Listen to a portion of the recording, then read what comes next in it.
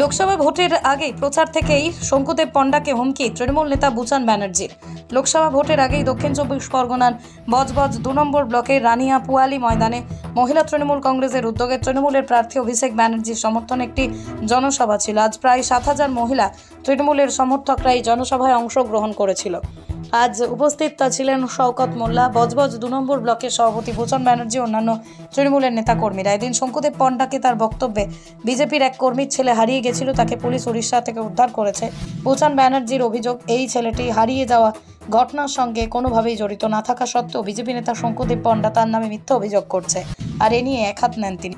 বিধানসভার দুজন নেত্রীর ডাকে আজকে আপনারা জমায়েত হয়েছেন, লক্ষ্মীর ভান্ডার পাচ্ছেন, তাই তো আপনাদের কাছে আমাদের নেত্রী মমতা বন্দ্যোপাধ্যায়, যার আনন্দধারা প্রকল্পের মাধ্যমে আপনারা যারা মায়েরা রয়েছেন, আপনারা 11 সালের আগে আপনারা কোথায় থাকতেন, 11 সালের পরে আপনারা মায়েরা আনন্দধারার মাধ্যমে আপনারা আগিয়ে আপনাদের আনিয়েছেন। তার নাম হচ্ছে মমতা বন্দ্যোপাধ্যায়, মমতা বন্দ্যোপাধ্যায়, মমতা বন্দ্যোপাধ্যায়। তাই তো আপনারা বাড়ি ছেড়ে বেরিয়ে এসছেন। আগে আপনারা বাড়ি থেকে বেরোতে গেলে স্বামীর পারমিশন লাগতো, শাশুড়ির পারমিশন লাগতো। এখন মমতা বন্দ্যোপাধ্যায় আপনাদের নিজেদের ওপর নির্ভরশীল করে দিয়েছে। তার নাম হচ্ছে মমতা বন্দ্যোপাধ্যায়, মমতা বন্দ্যোপাধ্যায়।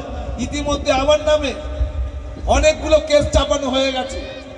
শুভেন্দু অধিকারী হাইকোর্টে গিয়েছে আমাকে, শঙ্কুদেব পণ্ডা ওয়াশিং পাউডার নির্মা, তিনি আমাকে একটা মিথ্যে কেসে, কিডন্যাপের কেসে হাইকোর্টে গেছিলেন, অ্যাপিল করে সেখানে ঝামা ঘষে দিয়েছে।